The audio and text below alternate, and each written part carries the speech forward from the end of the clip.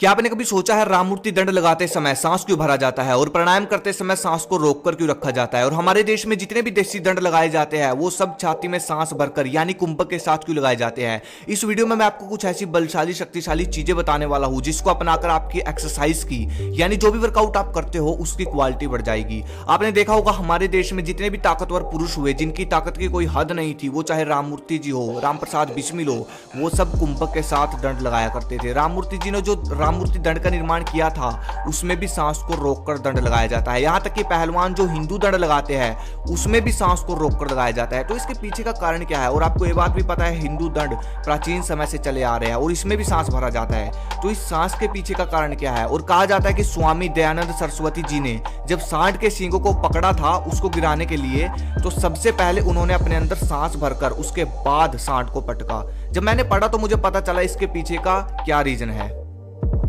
इसके पीछे का सबसे बड़ा रीजन होता है जब हम सांस भरकर दंड लगाते हैं तो हमारी फेफड़ों की ऑक्सीजन भरने की कैपेसिटी बढ़ जाती है, जिससे वो ऑक्सीजन ब्लड के जरिए यानी खून के जरिए मसल्स तक पहुंचेगी। और जब ऑक्सीजन मसल्स तक पहुंचेगी तो आपकी मसल्स में ताकत आनी यानी जान आनी शुरू हो जाती है और फिर वो अधिक ताकत लगाएगी। एग्जाम्पल देता हूं, आप नॉर्मली 20 पुशअप लगाओ, ओके, उसके बाद आप अगले दिन सांस भरकर 20 पुशअप लगाओ, ठीक है, अगले दिन भी इतने ही लगाने। जब आप सांस भरकर पुशअप लगाते हो या फिर सांस भरकर ताकत लगाते हो तो आपकी बॉडी में ऐसा फील होता है कि बस सांस की ताकत लग रही है, मसल्स की ताकत लग ही नहीं रही। और आप कितनी अधिक ताकत उस समय लगा रहे हो आपको अंदाजा भी नहीं होता, खुद भी अंदाजा नहीं होता कि आप कितनी ताकत लगा रहे हो।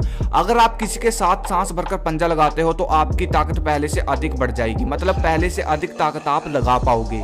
इसलिए मैं बार बार बोलता हूं कि फेफड़ों को मजबूत करो, फेफड़ों को मजबूत करो, क्योंकि जब आपके फेफड़े मजबूत हो जाते हैं तो आपकी ताकत और स्टेमिना 2 गुना अधिक बढ़ जाते हैं और आपका शरीर अधिक ताकत लगाना शुरू कर देता है ना इंटरेस्टिंग चीज। राममूर्ति जी सुबह के समय दंड लगाते थे और शाम को अधिक से अधिक प्राणायाम करते थे और दंड में भी वो कुंभक लगाते थे ताकि फेफड़े शक्तिशाली बन सके। मतलब हमारे शरीर में पावर के बढ़ाने का सबसे बड़ा रोल फेफड़ों का होता है। और मुझे एक इंटरेस्टिंग चीज और पता चली, जब हम कुंभक से दंड लगाते हैं, ये जो भी एक्सरसाइज हम कर रहे हैं उसको अगर हम सांस भरकर लगाते हैं तो इससे हमारा दिल भी मजबूत होता है। मतलब एकदम से डर जाना लड़ाई के समय, हाथ पैर कांपना, घबराहट होना, ऐसा कुछ नहीं होगा आपके साथ। तो अब आप समझ गए होंगे कि फेफड़े मजबूत होने का कितना बड़ा फायदा है। अब मैं बात करूंगा फेफड़ों को मजबूत करने के योग के बारे में और कुछ एक्सरसाइज के बारे में।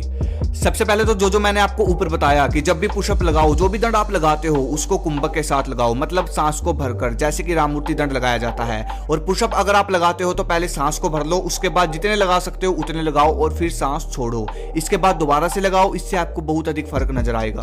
पप्सी दंड देखो, जब आप वर्कआउट करते हो, जब आपका वर्कआउट खत्म हो जाए उसके बाद ये पप्सी दंड लगाना है। इससे आपका आपको हर रोज नहीं लगाना, एक दिन छोड़कर लगाना है। जब आपका वर्कआउट खत्म हो जाए उसके बाद जो भी कुछ थोड़ी बहुत ताकत आपके शरीर में बची हुई होगी उससे आप ये दंड लगा सकते हो। सबसे पहले आपको ये देखना है कि आप कितनी देर तक सांस रोक सकते हो। मान लो आप 1 मिनट तक सांस रोक कर रख सकते हो तो आपको सांस भरने के 1 मिनट के अंदर अंदर ये दंड पूरा लगाना है। 30 सेकंड के अंदर बिल्कुल धीरे धीरे नीचे जाना है। जितना अधिक जोर आप लगा सकते हो उतना अधिक जोर लगने दो, कोई दिक्कत नहीं है। और फिर 30 सेकंड के अंदर आपको ऊपर आना है धीरे धीरे, बस। और आपका 1 मिनट पूरा हो चुका है। और अब सांस छोड़ दो। दोबारा रिपीट कर देता हूं, हर रोज नहीं लगाना, इससे पूरी बॉडी की ताकत लगती है। 1 या 2 दिन छोड़कर लगा सकते हो, वो भी वर्कआउट के बाद, जब आपका वर्कआउट खत्म हो जाए। कुंभक प्राणायाम, इसको या तो आप वर्कआउट से पहले कर लो या वर्कआउट के बाद कर लो। अगर आप सुबह वर्कआउट करते हो तो शाम को कर सकते हो, शाम को वर्कआउट करते हो तो सुबह इसके लिए 5 से 10 मिनट का समय निकाल सकते हो। करने का क्या तरीका है? सबसे पहले आपको आलती पालती मारकर बैठ जाना है और धीरे से गहरी सांस लेनी है नाक से। नाक से सांस लेने के बाद उस सांस को रोक कर रखना है जितनी देर तक आप रोक सकते हो, जितनी आपके अंदर कैपेसिटी है, क्षमता है, ठीक है। उस सांस को रोकने के बाद उसके बाद उसको छोड़ देना है। उसके बाद आपको दोबारा से सांस लेनी है धीरे धीरे। जैसे जैसे आपकी सांस का समय बढ़ता चला जाएगा वैसे वैसे आपके फेफड़े भी मजबूत होते चले जाएंगे और सांस भरने की जैसे जैसे क्षमता बढ़ती चली जाएगी वैसे वैसे आपकी ताकत भी बढ़ती चली जाएगी। तो यह है सबसे बढ़िया तरीका। ये तो थी वो योगा और एक्सरसाइज जिससे आपके फेफड़े मजबूत होते हैं। और अगर आपके फेफड़े मजबूत हो जाते हैं तो आपकी बॉडी में क्या क्या होगा ये मैंने आपको अच्छी तरह से एक्सप्लेन कर दिया। लेकिन आपको 2 चीजों का ध्यान रखना है अगर आप फेफड़ों को मजबूत करने के लिए ये चीजें अपनाते हो तो, ठीक है। आपको 2 चीजों का ध्यान रखना है। सबसे पहली चीज, तला भुना जो भी तला हुआ होता है, ठीक है, वो नहीं खाना, क्योंकि जब आप तला हुआ खाते हो तो आपकी बॉडी में, आपको पता है, अच्छे से सांस नहीं ले पाता, सांस चढ़ता है। जैसे हम बोलते हैं ना, दौड़ लगाता है जो, कि भाई तला हुआ नहीं खाना चाहिए, इससे सांस चढ़ता है, जिससे दौड़ का स्टेमिना भी कम हो जाता है। इस तरह है आपका स्टेमिना भी कम हो जाएगा।